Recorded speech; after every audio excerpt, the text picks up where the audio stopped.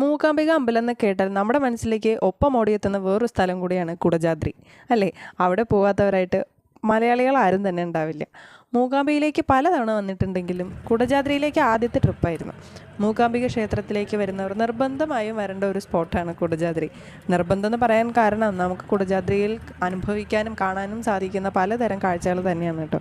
ക്ഷേത്രത്തിന് അടുത്ത് തന്നെ നമുക്ക് പോകാനായി ജീപ്പും കാര്യങ്ങളൊക്കെ നമുക്ക് കിട്ടുന്നതാണ്. ഒരു 3500 രൂപയാണ് ഒരു ജീപ്പ് യാത്രയ്ക്ക് വരുന്നത്. ഏകദേശം ഒരു 8 പേർക്കോളം ഒന്നിച്ച് യാത്ര ചെയ്യാനും സാധിക്കും. ശരിക്കും പറഞ്ഞാൽ ഒരു അഡ്വഞ്ചർ ട്രിപ്പാണ് നമുക്ക് ഈ ജീപ്പ് യാത്രയിലൂടെ ലഭിക്കുന്നത്. രാവിലെ ഒരു 8 മണിക്ക് മുന്നേ നിങ്ങൾ കയറാൻ വേണ്ടി ശ്രമിക്കുകയാണെങ്കിൽ അപ്പോൾ നമുക്ക് ആ കോടയും ഒക്കെ കാണാൻ സാധിക്കും. അത് കഴിഞ്ഞാൽ ഏകദേശം ഒരു 2 കിലോമീറ്ററോളം നടക്കാനുണ്ട്. കുറച്ച് വെള്ളവും കാര്യങ്ങളും കയ്യിൽ പിടിക്കുന്നത് നന്നായിരിക്കും. കാരണം ആ കയറ്റം നമുക്കത്ര എളുപ്പമല്ല. കുറച്ച് കഴിഞ്ഞ് അതിന് മുകളിൽ എത്തുമ്പോഴാണ് നമുക്ക് ശരിക്കും ആ കോട എക്സ്പീരിയൻസ് ചെയ്യാൻ പറ്റുക. മനോഹര കാഴ്ചകൾ കാണാൻ നമ്മൾ കുറച്ച് വിഷമിച്ചാലും അവസാനം നമ്മൾ അതിൻ്റെ മുകളിൽ എത്തുമ്പോൾ നമ്മുടെ മനസ്സ് കുളിർപ്പിക്കുന്ന തരത്തിലുള്ള കാഴ്ചകളാണ്. അധികമൊന്നും കാണാനില്ലെങ്കിലും ആ സർവജ്ഞ പീഠം കാണുമ്പോൾ തന്നെ നമ്മുടെ മനസ്സിലൊരു കുളിർമ കിട്ടും. ആ ചുറ്റുപാടും ആ അന്തരീക്ഷവും അതെല്ലാവർക്കും ഒരു നല്ല അനുഭൂതി തരുന്ന ഒരു എക്സ്പീരിയൻസ് തന്നെയായിരിക്കും. കുടജാദ്രിയിലേക്ക് പോകാൻ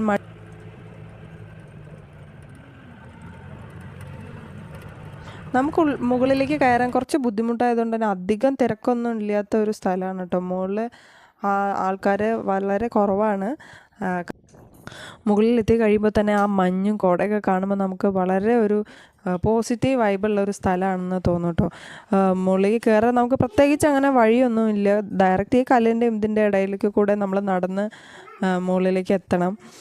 കാണാൻ നമുക്ക് കയറി ചെല്ലും തോറും നമുക്കൊരു പുതിയൊരു സ്ഥലത്ത് നല്ലൊരു അനുഭൂതി തരുന്ന ഒരു സ്ഥലത്ത് എത്തിയ പോലെ നമുക്കൊരു ഫീൽ ഉണ്ടാവും. അപ്പോൾ ഇവിടെയാണ് പണ്ട് ആദിശങ്കരാചാര്യർ തപസ് അനുഷ്ഠിച്ചത് എന്നാണ് പറയുന്നത്.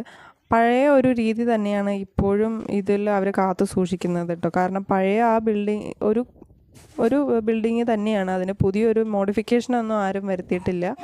അപ്പോൾ പഴമ നിലനിർത്തിക്കൊണ്ട് ആദിശങ്കരാചാര്യർ തപസ് അനുഷ്ഠിച്ച സ്ഥലവും ഒക്കെ നമുക്ക് കാണാം.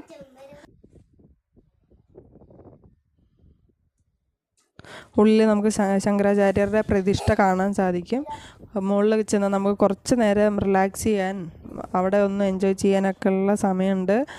ആവശ്യത്തിലേറെ നമുക്ക് അവിടെ സ്പെൻഡ് ചെയ്ത് കുടജാദ്രി നല്ല രീതിയിൽ എക്സ്പീരിയൻസ് ചെയ്യാൻ സാധിക്കും.